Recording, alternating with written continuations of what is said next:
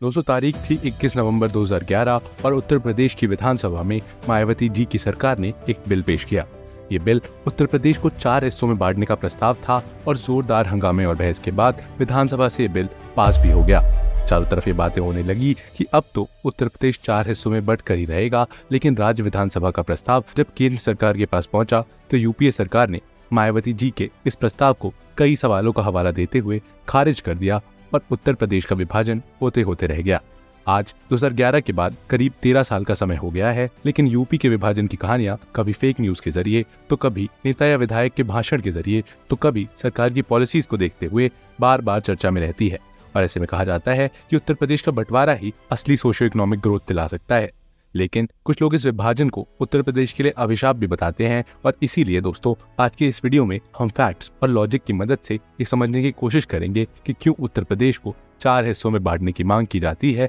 और उत्तर प्रदेश के बंटवारे के क्या पॉसिबल बेनिफिट्स हो सकते हैं। साथ ही दोस्तों इसके क्या नुकसान होंगे ये भी हम जानेंगे आज की इस वीडियो में। तो जैसे कि आप समझ गए होंगे ये वीडियो काफी इंटरेस्टिंग होने वाली है। How it all started. दोस्तों उत्तर प्रदेश के बंटवारे की कहानी आज की नहीं है, बल्कि आजादी के बाद से ही चली आ रही है। आजादी के बाद देश में सबसे बड़ी समस्या आई राज्यों और उनकी बाउंड्री को सेट करने की, और इस मुद्दे पर बहुत से प्रयास किए गए और इनमें सबसे महत्वपूर्ण प्रयास 1953 में हुआ और उस समय देश के स्टेट रीऑर्गेनाइजेशन कमीशन का गठन किया गया था, जिसमें राज्यों को अलग अलग हिस्से में बांटने की शुरुआत हुई। लेकिन दोस्तों हैरानी की बात यहाँ पर यह थी कि इस कमीशन के गठन से पहले ही देश के प्रधानमंत्री नेहरू जी ने उत्तर प्रदेश को 4 हिस्सों में डिवाइड करने का आइडिया प्रपोज किया था। नेहरू जी के साथ ही साथ संविधान निर्माता अंबेडकर जी ने भी 1955 में अपनी किताब थॉट्स एंड लिंग्विस्टिक स्टेट्स में उत्तर प्रदेश में बेहतर गवर्नेंस के लिए उसे 3 हिस्सों में बांटने की बात कही थी, जिसमें उन्होंने मेरठ को यूपी के वेस्टर्न रीजन की कैपिटल, इलाहाबाद को ईस्टर्न रीजन की कैपिटल और कानपुर को सेंट्रल रीजन की कैपिटल बनाने का सजेशन दिया था।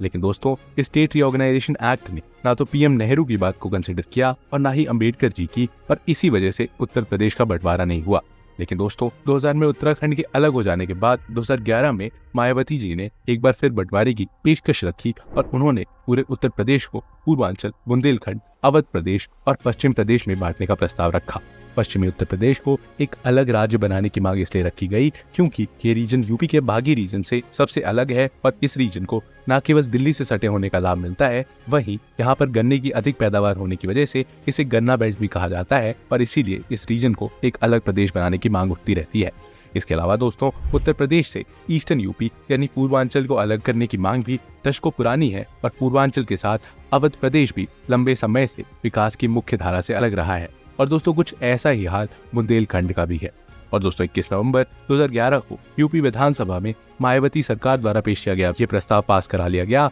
हालांकि केंद्र की तत्कालीन यूपीए सरकार ने मायावती सरकार के इस प्रस्ताव को लौटा दिया था। और दोस्तों इसके बाद से कई बार उत्तर प्रदेश के बंटवारे को लेकर बहुत से एक्सपर्ट्स ने अलग अलग राय पेश की है। और दोस्तों इस विरोधाभास को समझने के लिए पहले हम उन आर्ग्यूमेंट्स पर नजर डालेंगे जो इस बात के पक्ष में है कि उत्तर प्रदेश का डिवीजन होना जरूरी है, और उसके बाद हम उन आर्ग्यूमेंट्स को भी डिटेल में समझेंगे जो स्टेट डिवीजन का विरोध करते हैं। अब आगे बढ़ते हैं वीडियो के साथ। Argument in favour of यूपीज division. दोस्तों उत्तर प्रदेश को 4 हिस्सों में बांटने के पक्ष में 4 मेन आर्ग्यूमेंट्स दिए जाते हैं और वो है पहला डिसेंट्रलाइजेशन ऑफ पावर, दूसरा रीजनल डेवलपमेंट, तीसरा न्यू इकोनॉमिक सेंटर और चौथा पॉलिटिकल मोनोपोली। दोस्तों आइए अब इनमें सबसे पहले फर्स्ट रीजन यानी डिसेंट्रलाइजेशन ऑफ पावर को समझते हैं। दोस्तों पहला major argument decentralisation of power की बात करें तो उत्तर प्रदेश करीब 2,40,928 किलोमीटर स्क्वायर में फैला हुआ भारत का एक राज्य है जो जनसंख्या की दृष्टि में सबसे बड़ा राज्य है, और जिसे अगर हम एक देश मान ले तो 24 करोड़ की इस राज्य की आबादी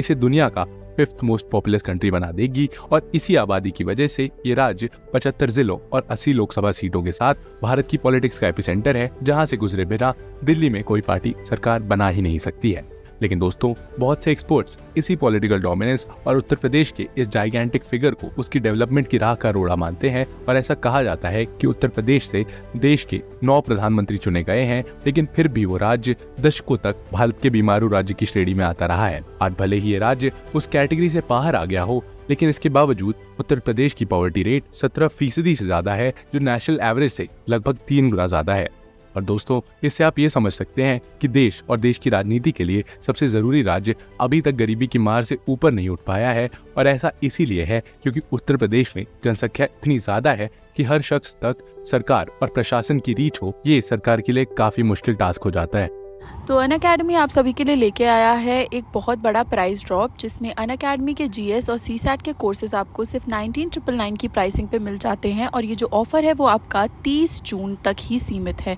तो जल्दी से जल्दी इस ऑफ़र का लाभ उठाएं, क्योंकि आपका ये जो ऑफ़र है वो सिर्फ सीमित समय के लिए ही है। तो अभी के अभी आप जा सकते हैं हमारे प्लेटफॉर्म पर, या फिर डिस्क्रिप्शन में दी हुई लिंक का इस्तेमाल करके इस ऑफ़र का लाभ उठा सकते हैं। अगर आप चाहें तो कई सारे ऑप्शनल कोर्सेज भी लाइव हैं, तो आप एक कॉम्बिनेशन में भी हमारा जो कोर्स है उसको बाय कर सकते हैं। और सारी ऐसी ही जानकारी के लिए बने रह सकते हैं आप इस चैनल पर, जिससे कि आपको आपकी जो तैयारी है यूपीएससी सीएसई से रिलेटेड वो फाउंडेशन से लेकर एडवांस लेवल तक करवाई जाएगी,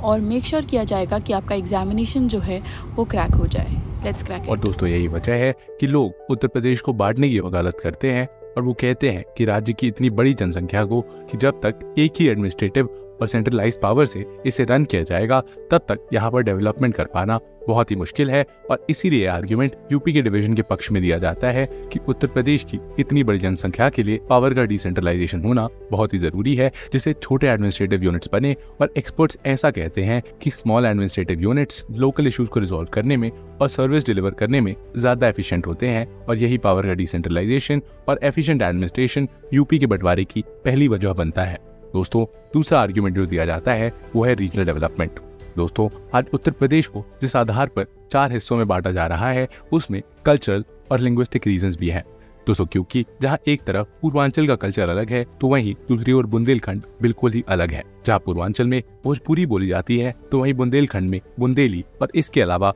दोनों जगहों में सांस्कृतिक भिन्नताएं भी काफी ज्यादा है। और इसी कल्चरल डिफरेंस की वजह से उत्तर प्रदेश में रीजनल डेवलपमेंट देखने को नहीं मिल रहा है, क्योंकि हर रीजन की अपनी डिमांड और अपनी समस्याएं हैं। बुंदेलखंड में जहां पानी जैसी आधारभूत समस्याएं हैं, वहीं पूर्वांचल लंबे समय से इंडस्ट्रियलाइजेशन से अछूता रहा है। हालांकि अब जाकर पूर्वांचल में इंडस्ट्रियलाइजेशन पर काम चलना शुरू हुआ है, लेकिन फिर भी दोस्तों इतने कल्चरली डाइवर्स रीजन में कोई एक पॉलिसी सभी रीजन में प्रॉब्लम्स को एड्रेस कर पाए, ये पॉसिबल नहीं है। और इस आर्ग्यूमेंट के हिसाब से अगर उत्तर प्रदेश को अलग अलग रीजन और वहाँ के कल्चर और समस्याओं के हिसाब से बांट दिया जाए तो सरकार रीजनल लेवल पर ज्यादा काम कर पाएगी, जिससे रीजनल डेवलपमेंट आसानी से हो पाएगा। और इसके साथ ही यूपी को 4 रीजन में डिवाइड करने के लिए जो अगला आर्ग्यूमेंट है वो है न्यू इकोनॉमिक सेंटर्स का। आज उत्तर प्रदेश भले ही तरक्की की राह पर आगे बढ़ रहा हो, लेकिन इसके ग्रोथ में अगर नोएडा को हटा दें तो मोस्टली उत्तर प्रदेश की स्थिति पहले के मुकाबले ज्यादा बेहतर नहीं मिलेगी, क्योंकि नोएडा उत्तर प्रदेश की जीएसडीपी में अकेले 10% का कंट्रीब्यूशन करता है। और हो सकता है कि आपको ये कम लगे,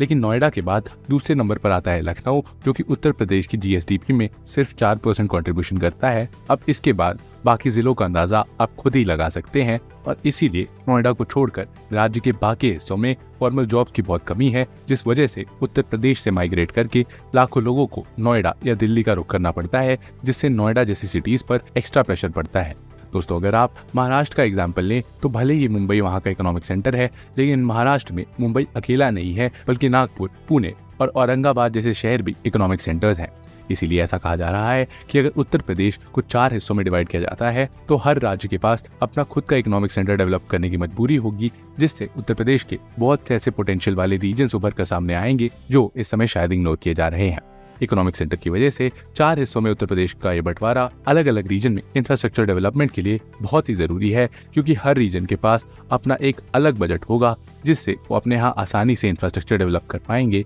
जो आगे उनके बेहतर इकोनॉमिक फ्यूचर के लिए काफी हेल्प करेगा। दोस्तों इसके फेवर में चौथा आर्ग्यूमेंट है पॉलिटिकल मोनोपोली। उत्तर प्रदेश की पॉलिटिकल डोमिनेंस को देखते हुए एक्सपर्ट्स स्टेट को देश में एक तरह की राजनीतिक असमानता का कारण मानते हैं, क्योंकि 80 लोकसभा सीट की वजह से पॉलिटिकल पार्टीज का ध्यान सिर्फ और सिर्फ उत्तर प्रदेश और उसी के आसपास घूमता है। और कहीं ना कहीं ये देखने को मिलता है कि उत्तर प्रदेश ही देश की सरकार बनाने में स्पेशल पावर रखता है। दोस्तों इसे अगर एक एग्जाम्पल से समझें तो उत्तर प्रदेश के पास जितने टोटल नंबर ऑफ एमपीज हैं वो राजस्थान, गुजरात और कर्नाटक को आपस में मिलाकर बनते हैं। और इसका नतीजा कहीं ना कहीं आपको भारत के प्रधानमंत्रियों की लिस्ट में भी दिख जाता है, जहां अब तक 14 में से 9 प्रधानमंत्री सिर्फ उत्तर प्रदेश से ही आए हैं। और दोस्तों इससे कहीं ना कहीं फेडरल पावर स्ट्रक्चर को नुकसान पहुंचता है और नतीजा होता है UP is equals to Rajasthan plus Gujarat plus Karnataka.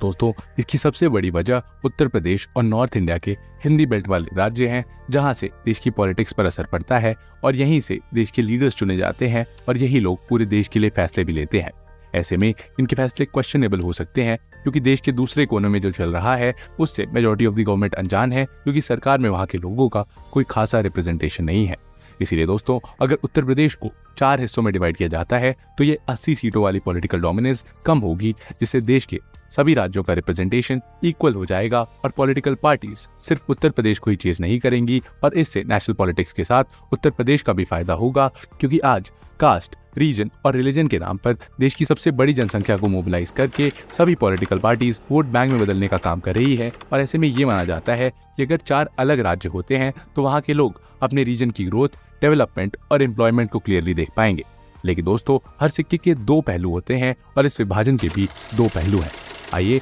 अब उस दूसरे पहलू पर नजर डालते हैं, यानी उस आर्ग्यूमेंट को भी समझते हैं जो कि उत्तर प्रदेश के डिवीजन के अगेंस्ट है। Argument against the division of UP. दोस्तों, अगर मैं आपसे कहूं कि उत्तर प्रदेश के बंटवारे से सब कुछ ठीक हो जाएगा तो ये बात पूरी तरीके से सही नहीं है, क्योंकि साल 2000 में उत्तर प्रदेश को पहले भी एक बार बांटा जा चुका है और जो लोग यूपी को बांटने के खिलाफ हैं उनका सबसे प्राइम आर्ग्यूमेंट भी यही है कि हमारे पास स्टेट डिवीजन का एक बैड एक्सपीरियंस है, bad experience of state division. दोस्तों, साल 2000 में भारत के 3 बड़े राज्य में से 3 नए राज्य अलग हुए। उत्तर प्रदेश से अलग हुआ उत्तराखंड, बिहार से अलग हुआ झारखंड और मध्य प्रदेश से अलग हुआ छत्तीसगढ़। लेकिन दोस्तों, अगर इन तीनों राज्यों के करंट सिनेरियो पर आप नजर डालेंगे तो आज करीब 24 साल बाद भी इन तीनों अलग राज्यों में डेवलपमेंट, इंफ्रास्ट्रक्चर और सोशियो इकोनॉमिक ग्रोथ में कुछ खासा बदलाव नहीं आया है, बल्कि इसके उलट उसके पेरेंट स्टेट की हालत अब और भी खराब हो गई है, क्योंकि उत्तराखंड, झारखंड और छत्तीसगढ़ तीनों नेचुरल रिसोर्सेज से रिच स्टेट हैं, जिनके सेपरेट हो जाने से पेरेंट स्टेट के पास नेचुरल रिसोर्सेज की कमी हो गई है, जिस वजह से आज जब पूरे इंडिया में इंडस्ट्रियलाइजेशन तेजी से हो रहा है तो देश के इन 3 बड़े राज्यों उत्तर प्रदेश, बिहार और मध्य प्रदेश के पास इंडस्ट्री लगाने के लिए नेचुरल रिसोर्सेज मौजूद नहीं है, जो उन्हें डेवलपमेंट की सीढ़ी में एक स्टेप पीछे खींच लेता है। और दोस्तों, जिस स्टेट के पास ये रिसोर्सेज हैं वहाँ पुअर इंफ्रा और पुअर मैनेजमेंट की वजह से वो इन रिसोर्सेज का इस्तेमाल अपनी ग्रोथ के लिए नहीं कर पा रहे हैं। और दोस्तों, यही नहीं,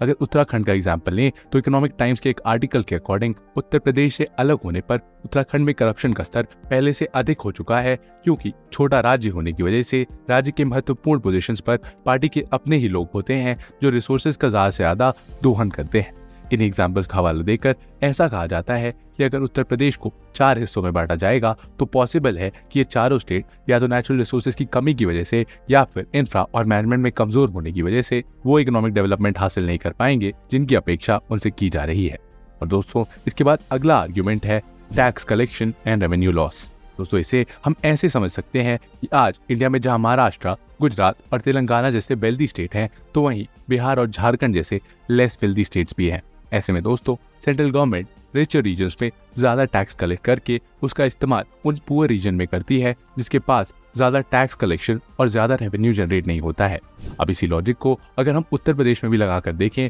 तो उत्तर प्रदेश की सरकार भी नोएडा, लखनऊ और कानपुर जैसे रिचर रीजन से ज्यादा टैक्स इकट्ठा करके देवरिया और बलिया जैसे लेस वेल्दी डिस्ट्रिक्ट्स में विकास में लगाती है। और ऐसे में अगर उत्तर प्रदेश को 4 अलग रीजन में बांट दिया जाए तो जिस रीजन में नोएडा और गाजियाबाद जैसे जिले आएंगे वहां तो डेवलपमेंट तेजी से होगा, लेकिन जिस हिस्से में सिर्फ लेस वेल्दी डिस्ट्रिक्ट आएंगे उनके लिए टैक्स कलेक्शन से रेवेन्यू जनरेट करना बहुत मुश्किल हो जाएगा, जिससे वो रीजन या वो स्टेट सेंट्रल गवर्नमेंट पर एक्स्ट्रा प्रेशर डालेंगे। Burden on the Indian economy. दोस्तों, 4 राज्यों के बनने के साथ एक बड़ा सवाल उनके इंफ्रास्ट्रक्चर पर लगने वाले खर्च का भी है, और ये आर्ग्यूमेंट हर बार दिया जाता है जब भी भारत में 2 स्टेट्स को बांटने की बात की जाती है, क्योंकि ऐसा कहा जाता है कि कोई भी नया स्टेट बनने के लिए राज्य की सीमा निर्धारण में गवर्नमेंट ऑफिसर्स, पुलिस फोर्सेस और इन सब का प्रॉपर बंटवारा करना पड़ेगा, और साथ ही हर राज्य की राजधानी, स्टेट असेंबली और उसकी राजधानी के लिए इंफ्रास्ट्रक्चर को नए सिरे से डेवलप करना पड़ेगा, जिसमें बहुत बड़ा गवर्नमेंट फंड लगेगा। इससे साफ है कि दोस्तों,